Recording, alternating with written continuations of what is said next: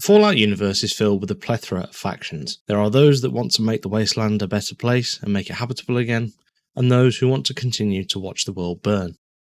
But today I'm going to talk about one in particular that you can find in Fallout 4, who are possibly the coolest faction of them all.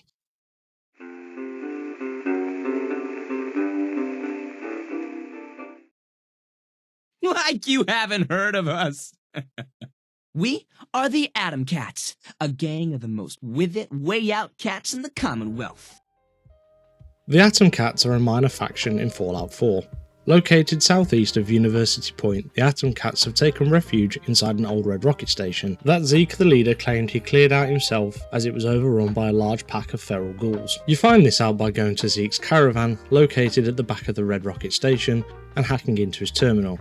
It seems as though he's making a book about his life and how he ended up becoming the leader and founder of the AtomCats. Once you've hacked into the terminal, you can go down to the second option, which is titled The Legend of Zeke, More Ideas. This is where you'll find 3 individual paragraphs that he has written out as more ideas for his book. The first one is about how he single-handedly took on a large pack of feral ghouls to claim the garage, as we've just previously spoken about. The second one is about how he met and assembled the AtomCats and rescued them from their bad news lives, as he showed them the way of cool.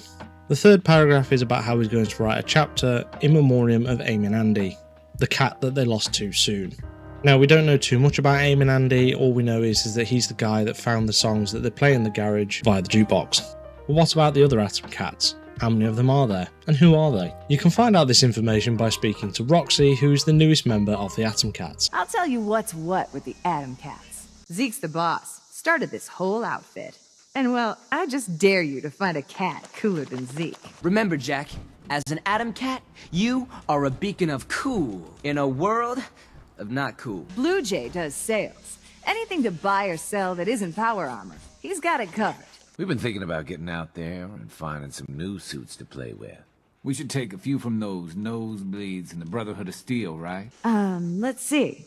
Duke and Johnny D keep their peepers open for bad news cats who want to mess with our digs. If more of those deadhead gunners show their mugs around here, I'll be really steamed.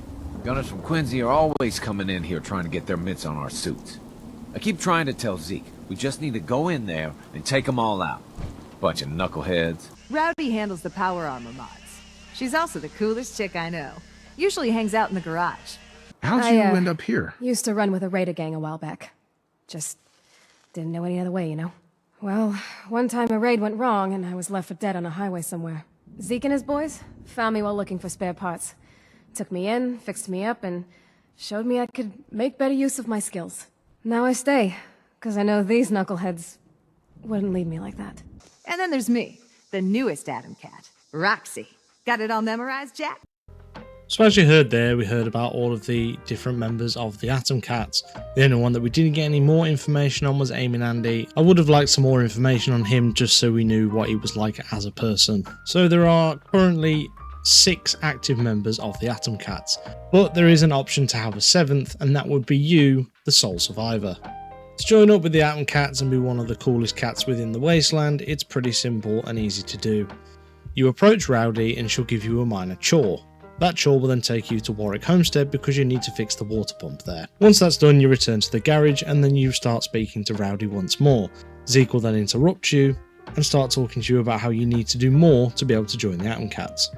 But whilst in the middle of speaking to you, the garage is then attacked by gunners. You're then tasked with trying to help the AtomCats fend off the gunners, and once successful, Zeke then approaches you, speaks to you, gives you a space within the AtomCats, and then rewards you with an AtomCats outfit. The outfit consists of a pair of what look like Converse, a pair of jeans, and a leather jacket with an AtomCats patch on the back of it. This comes from inspiration taken from 1950s greasers, because if you look at what they're wearing, it's very similar.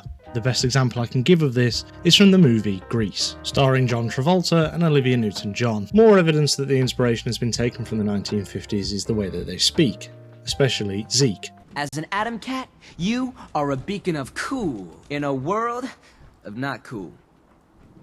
I wish I'd been around before the world blew up, Jack. Back then, cats really knew about cool. What's the matter with me, baby? What's the matter with you? Well, I do not know. I mean, maybe, maybe there's 2 of us, right? My boys haven't had a rumble in about a week, you know, and getting a little itchy, you know. I told them I knew a few guys that wanted to treat them to free pool and drinks, huh? You'll also notice that they're all wearing hot rod power armor.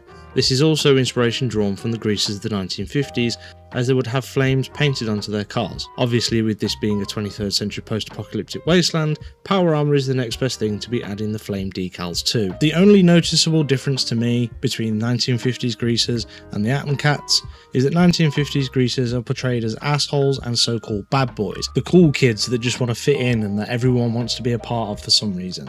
Whereas the AtomCats are the good guys, the guys that want to make a difference within the wasteland. They're happy to take people on and have people join them and become an even bigger faction than what they are now. If you have any conversations with Blue Jay, he'll talk to you about the railroad and how they take the synths in and try and give them a new life. And he doesn't understand why the railroad don't work hand in hand with the AtomCats to give these synths a new life. Clear that the AtomCats just want to help anyone and everyone throughout the wasteland, except for the Brotherhood of Steel, who they don't really seem to be big fans of. You hear about these railroad cats? They take sins, stuck in a bad way, and give them a new life, new digs, new memories, everything. Why they haven't sent any to us is beyond me. This is the best life you could get. We should take a few from those nosebleeds in the Brotherhood of Steel, right? Heard the Brotherhood of Steel flew in on that ugly hunk of junk blimp or whatever. Those deadheads don't know the first thing about power armor. So yeah, as you can tell, not big fans of the Brotherhood of Steel. But you did, however, hear him mention power armor. I've already mentioned how they're all walking around in hot rod suits of power armor, but this is the one thing that the AtomCats specialise in. Rowdy, who I've spoken about previously, is the merchant for power armor within the AtomCats. You want it, she's got it. Different power armor mods, different bits of power armor, you name it, it's there. As much as there isn't much information about the AtomCats, there's definitely more there, especially for being a small faction within Fallout 4. To me, the AtomCats represent everything that's going right within the wasteland, trying to rebuild society, trying to make it a better place, trying to make it habitable. Despite all of their day-to-day trepidations, they are 100% trying, and that for me 100% solidifies that they are in fact the coolest cats in the wasteland. If you have watched or listened or whatever you've done throughout this, all the way through, thank you, I really appreciate it. This has actually taken quite a long time to get out through multiple restarts, but that has been episode 1 of AtomCast. I am FalloutTV. If you've enjoyed any of that, there will be more at some point. It all depends on how well this one does. I've gone with an easy one to start with because it does make my life a little bit easier to sort of test the waters with how you guys feel about it. This is going to go up in video form, it's going to go up in just audio form, but any and all feedback is appreciated. Thank you for taking the time out of your busy schedules to give me the time to put this out for you. Don't forget to like and subscribe, and I'll be back again soon with another one. I love you all. Goodbye.